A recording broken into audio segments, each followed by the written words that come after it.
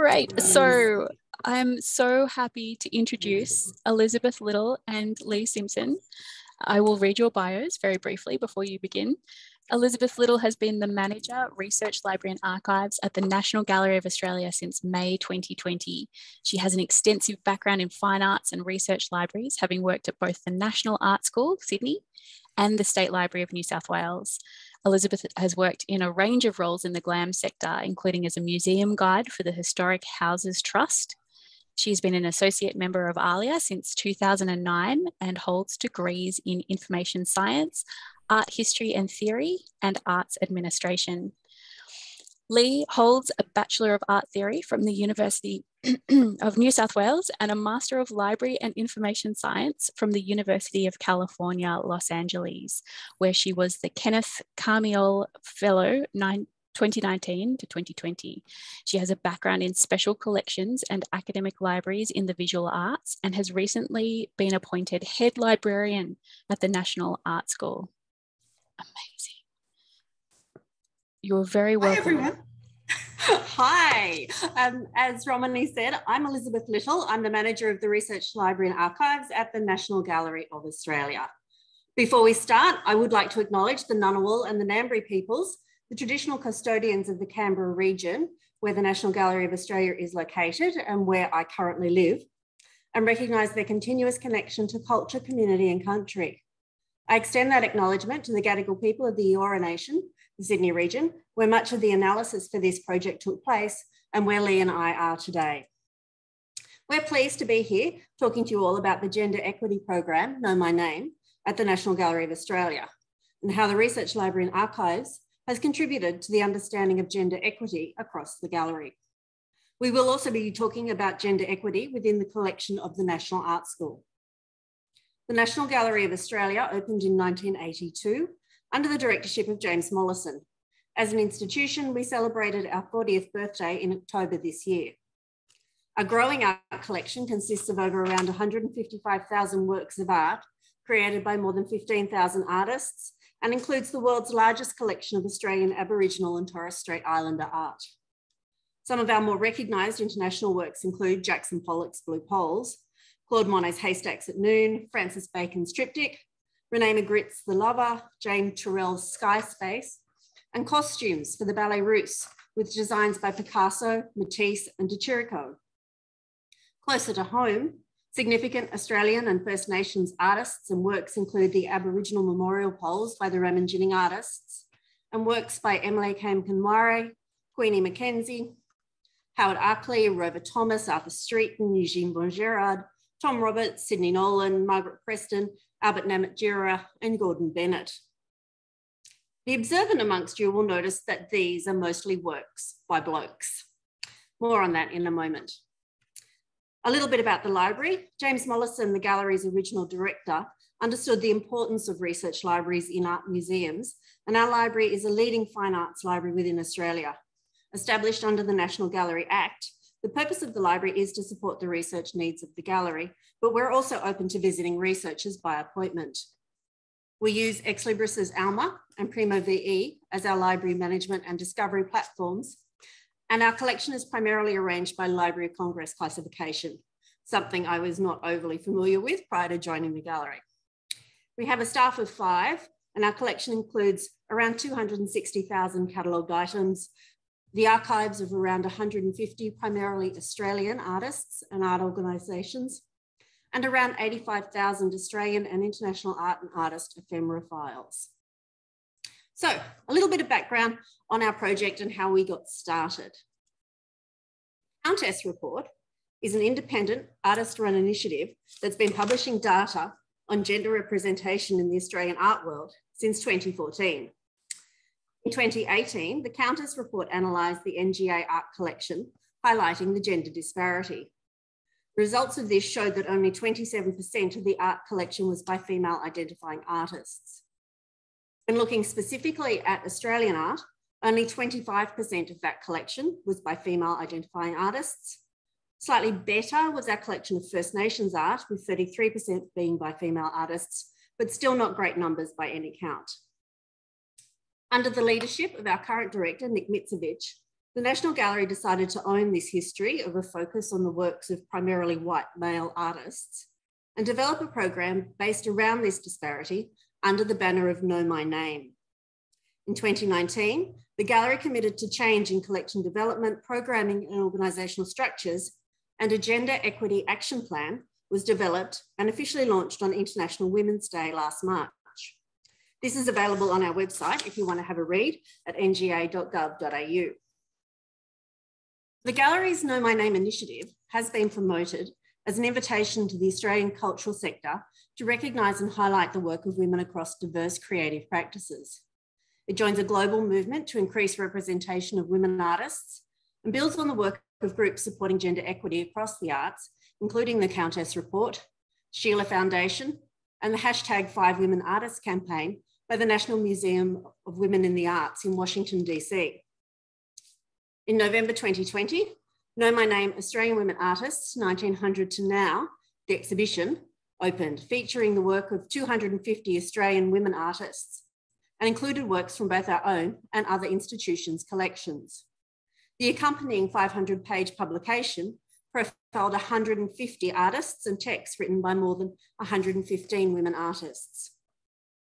The exhibition itself was preceded by a national public billboard and social media campaign, and the launch included a 3-day conference featuring keynote speakers Nan Golden, Genevieve Greaves, Jennifer Higgy, and Griselda Pollock. I joined the National Gallery in May 2020 during Canberra's first COVID lockdown and in the months preceding the opening of the Know My Name exhibition.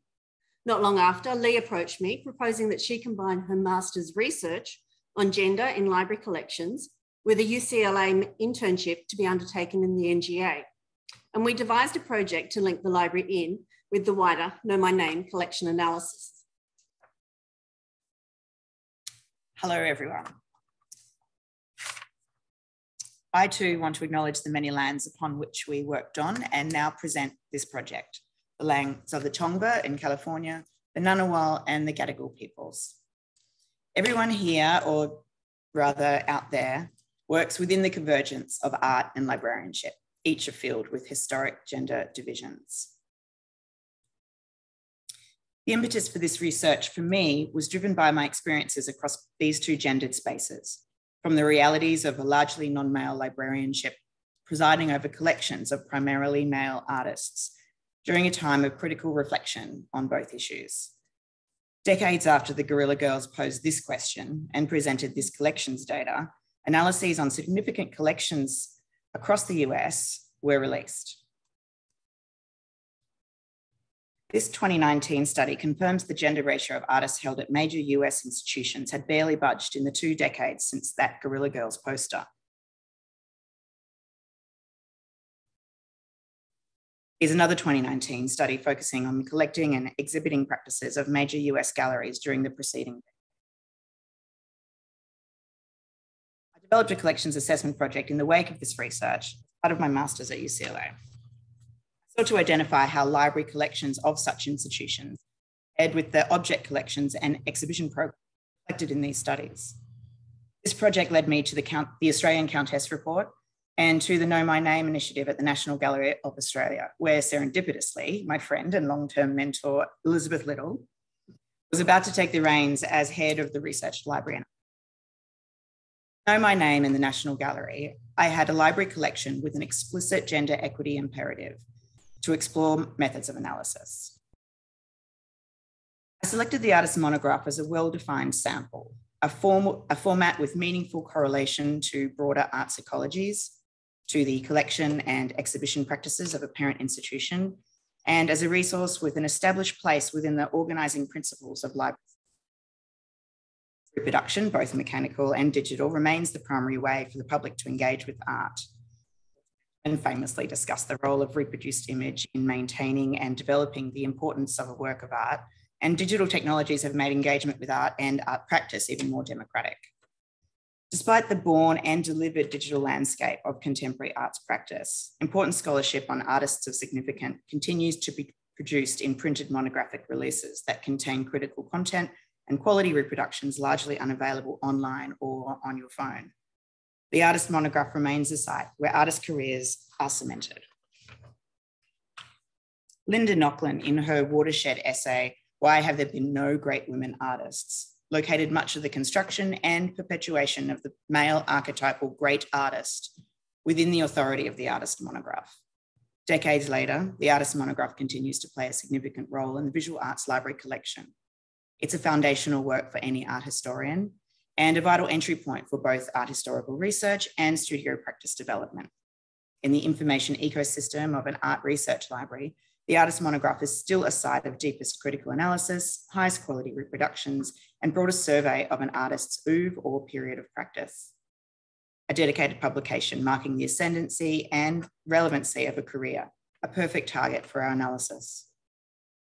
For the purposes of this study on how individual artists are represented in a library collection, we also included the National Gallery's extensive exhibition catalogue collections. At the NGA, I began with the collecting area most pertinent to Know My Name and to the National Gallery's institutional identity, Australian artists.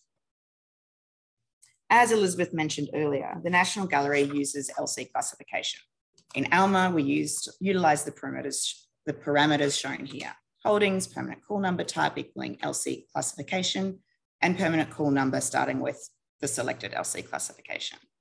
At the National Art School, which I'll briefly discuss later, I used Dewey, which has designated classifications for the work of individual artists within each medium. Seeking Australian artists at the NGA, the classification included in-house regional prefixes, and thus was lowercase a N7405. This retrieved almost 6,000 titles. 98% of these were about individual artists, a significant artist monograph. My analysis revealed 27% of these were about female identifying artists. Australian First Nations artists, small, mostly 21st century collection located at AGM 295 was much closer to gender parity, with female identifying artists making up 41% of the monograph collection.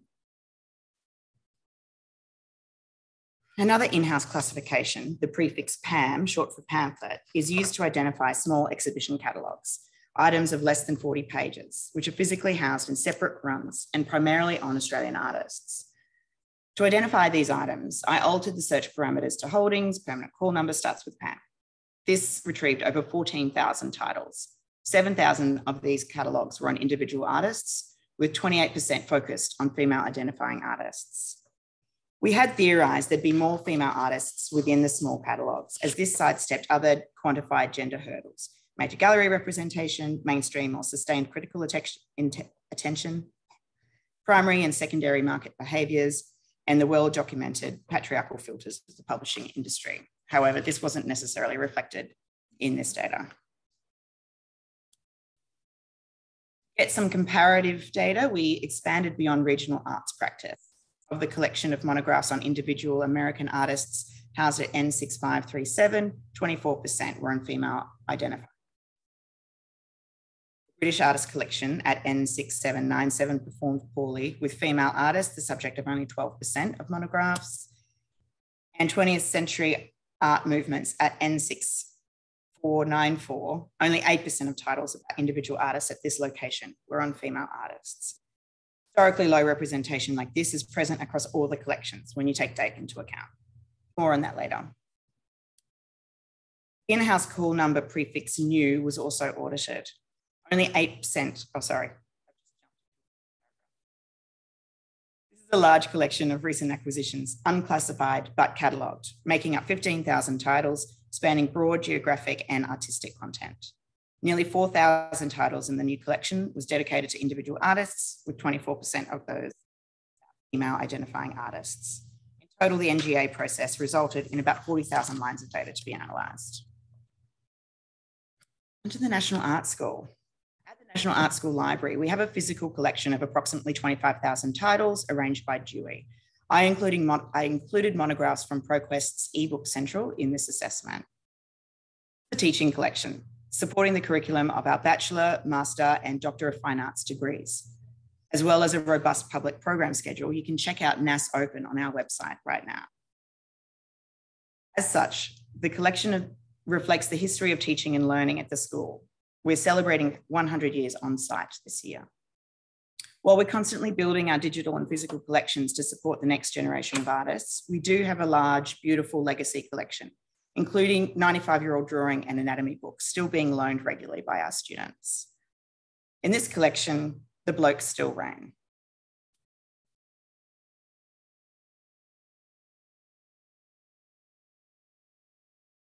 Canon of Western art history is laid bare here with Italian painting, a reality reflected in the drawing collection, which also features heavily the work of the masters.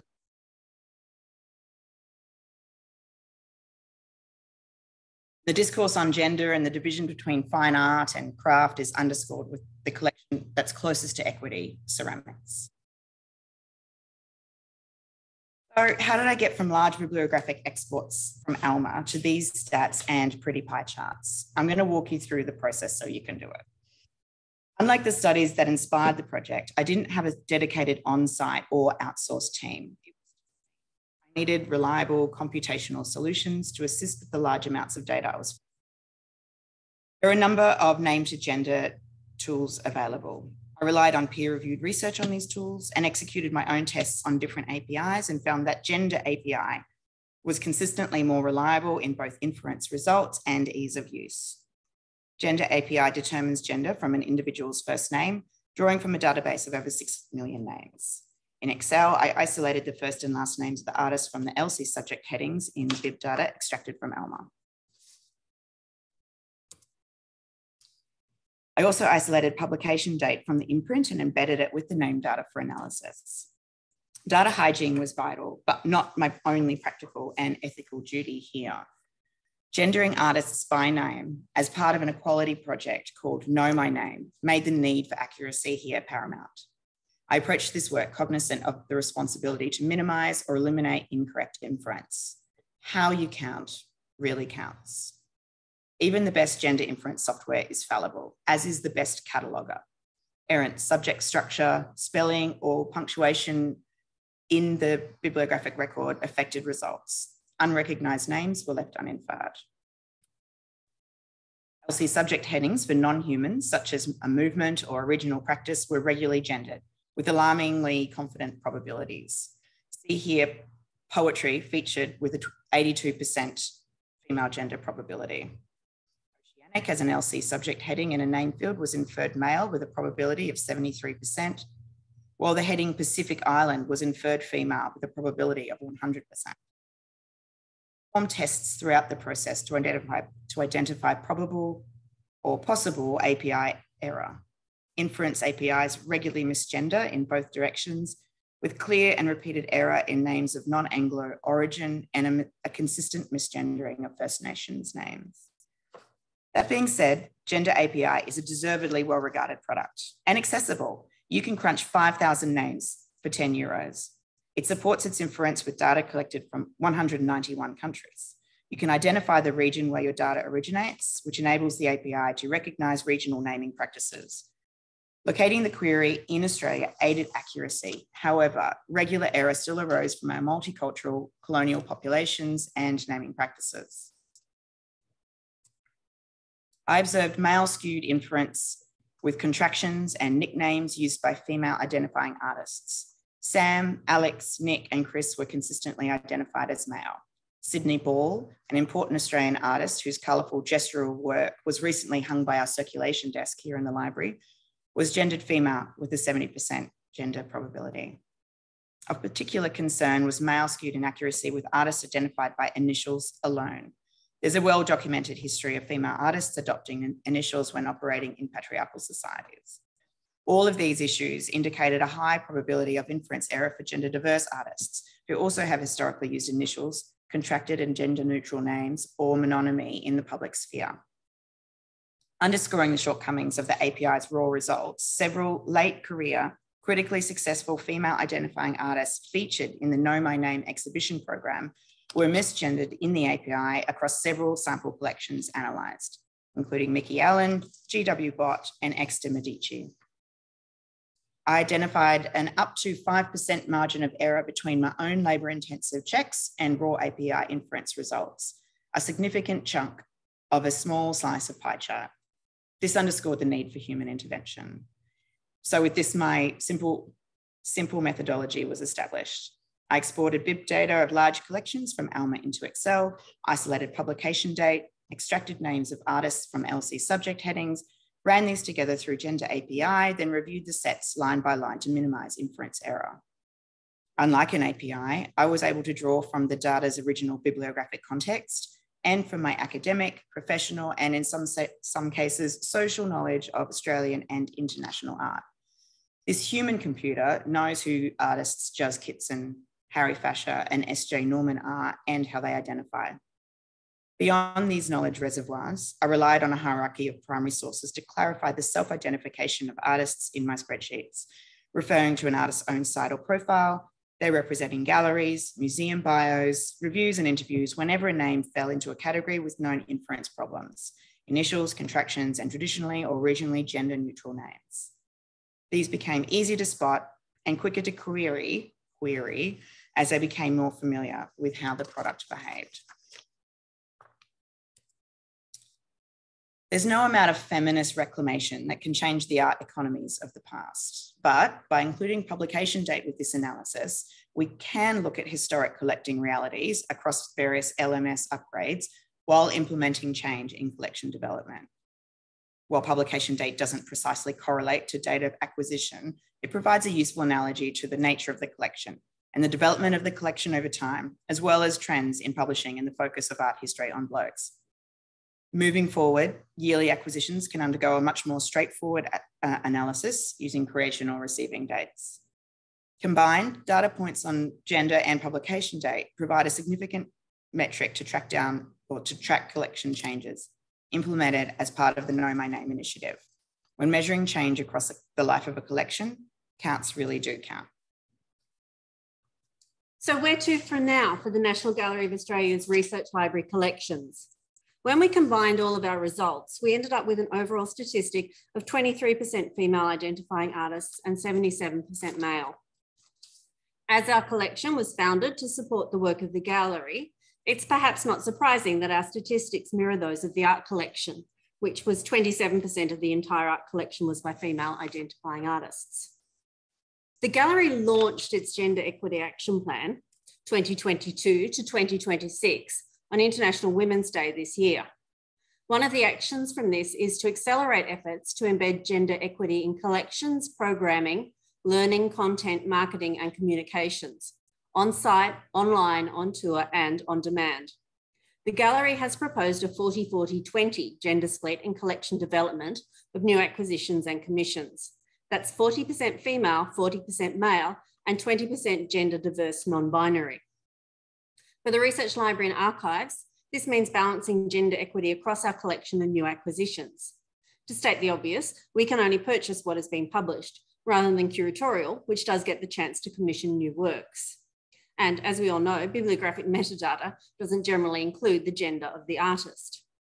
But one of the things we're doing is reviewing and rewriting our collection development guidelines, last updated in 2008, to include a focus on gender equity. We're also embarking on a gender analysis of our current ordering and acquisitions to see how these stack up in terms of gender equity.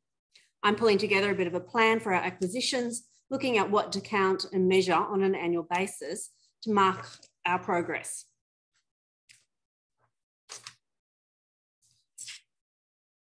This year at NAS, we've seen a swing towards parity in our artist monograph acquisitions. Library staff will continue to advocate in this area through dedicated selection and to support our studio departments, our history and theory academics, and student communities with our tantalising equitable artist monographs. I'll be expanding NAS library collections analysis to incorporate curriculum materials and staff and student demographics in 2023, so look out for some more infographics. Looking at the NGA acquisitions for the financial year of 2021-22, we ended up with a 50-50 male-female split in monographs on individual artists, which I admit is probably a combination of both a deliberate purchasing strategy and a bit of good luck. We have a number of standing orders with international library suppliers, and I've had a look at these to see if they need updating. But as they mostly relate to exhibition catalogues for international galleries, there wasn't much to adjust. I've also been in touch with several of the commercial galleries, such as King Street on William and Martin Brown Contemporary here in Sydney, to ensure that we are receiving their printed exhibition catalogues, as these are spaces where contemporary female artists are exhibiting. Much of our ordering is driven by curatorial needs, and it'll be interesting to see how these changes with the implementation of the Gender Equity Plan change. Increasing our holdings on gender diverse artists will be an area of focus and outreach. I recently presented some of our findings to gallery staff at a gallery all staff meeting and put out a call for all staff to let me know if they notice when we don't have materials on specific artists. Recent exhibitions driven by the plan on Sarah Lucas and Cara Walker have already influenced the acquisition of more publication on these artists. The current exhibition on Australian artist Cressida Campbell has also resulted in new scholarship and the publication of a 264-page catalogue. The vagaries of cataloguing across 40 years was definitely felt in our analysis. And as a small team without a dedicated cataloguer, we need to standardise our cataloguing practices to make sure that we consistently include the artist name in the Mark 600 field so that we can then easily extract that data to run through Gender API. Lee and I shared our research with our North American colleagues in April at their ArlisANZ conference, and we did it again here in Australia in May at the ArlisANZ National Conference. We've also submitted a written paper based on this research for the journal Art Documentation, which we anticipate will be published next year. Overall, our collection and counts analysis has provided a greater understanding of gender equity within the research library collection, as well as highlighting the representation, or should that be omission, of female artists within the visual arts canon. The analysis has also expanded the gallery's wider understanding of the published content within the library's print monographs and exhibition collections. Gender equity in collections is vital to representative collections.